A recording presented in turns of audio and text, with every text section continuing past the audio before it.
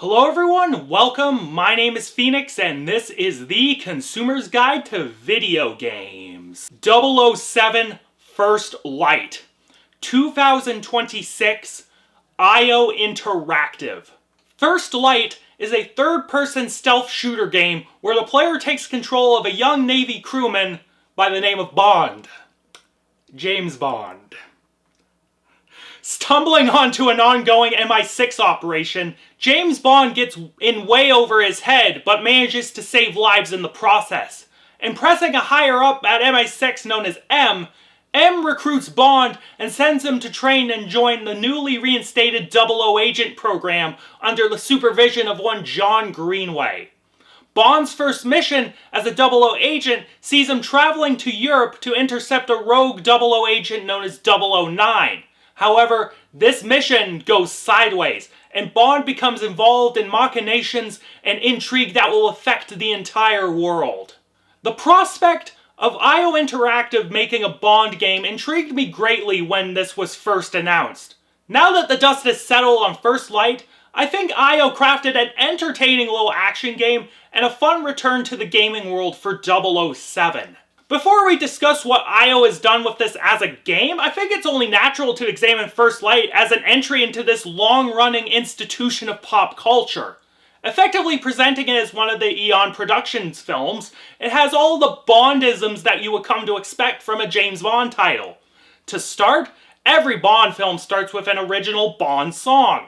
In First Light, the titular song was performed by Lana Del Rey. In short, it's a fine enough song. She ain't Tina Turner, she sure as hell ain't Sir Paul McCartney, she ain't even fucking Adele. But it was a fine enough primer for the events to come. Entering into the story proper, we should immediately discuss our leading man, Patrick Gibson. For an origin story Bond, Patrick Gibson brought a very nice blend of previous performances to the foray. He's got a little Connery in him, he's got a little Brosnan in him, but he has a unique brash energy that is very much Patrick Gibson, and that's what people will remember this particular Bond for. As the Bond girl, we have Nomi Nakai as a character named Isola. She was a pretty engaging character and her tweener turn at the end was pretty interesting. Looking forward to seeing how she purports herself in future Bond games, should that happen. As the main villain Damian Webb, we have Bart Edwards, and he was a solid Bond villain. Very smarmy, very over the top. In supporting roles, we have Priyanka Burford as M, and she purported herself amicably in this role. As Miss Moneypenny, we have Kiera Lester, and she was also pretty charming and had a nice rapport with Gibson. But I think my favorite supporting performance was the great Lenny James as John Greenway.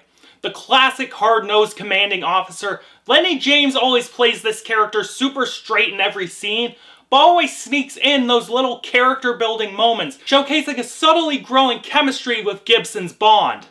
Also, Lenny Kravitz was in this game for like a cup of coffee. He played this cartoony crime lord named Bama, and I thought he was going to be the Bond villain, but I guess not. He's still fun though. In short, this Bond story is perfectly fine. Had a solid enough pace to it, and it was a nice jumping off point for a new Bond continuity, establishing character dynamics and plot threads nicely. It would be very interesting to see Patrick Gibson interact with new interpretations of Bond villains in the future. Hopefully this game sells well enough, and we get to see this Bond saga play out in full. But let's move on to what IO have done with First Light as a game. Notably, IO Interactive have incorporated ideas that they were working on with their Hitman series into this game. Many of the missions in this game are relatively dynamic with multiple ways of approaching them. You just have to pay attention to your environment and listen to find every possible path. Now, is it as robust and as open-ended as those Hitman games? Not even close. But it is still fun that these ideas were applied to a James Bond game, especially since most Bond video games are just straight-ahead shooters. Speaking of shooting things, what I was highly impressed by were the cues that were taken by IO Interactive from an unlikely source: Uncharted. This game very much is structured and is paced like an Uncharted game. There's tons of baby tier platforming and tons of fun one-off mechanics that make for entertaining set pieces. I thought the bit where Bond was tilting the plane was very fun. The driving bits were all pretty entertaining too, especially the one where you got to use the Aston Martin in the Q Lab. When it comes to those moments where Bond invokes his license to kill trademark and we get to engage in gunplay, I'm gonna be honest with you guys.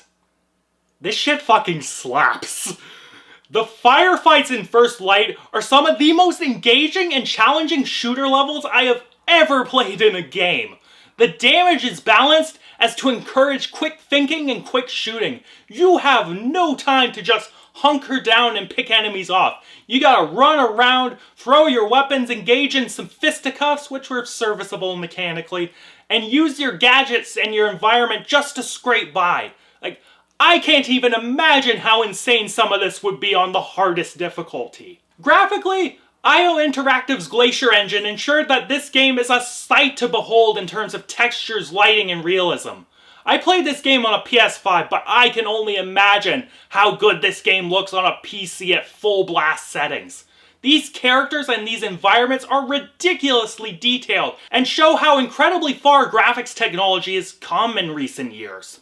Musically, the score by composer duo The Flight is pretty damn good Bond music. It is fun action music, it utilizes those classic motifs from previous films well. You already know that Bond theme is a top tier banger. But yeah, overall, I think IO Interactive have proven they can be trusted with the Bond IP going forward.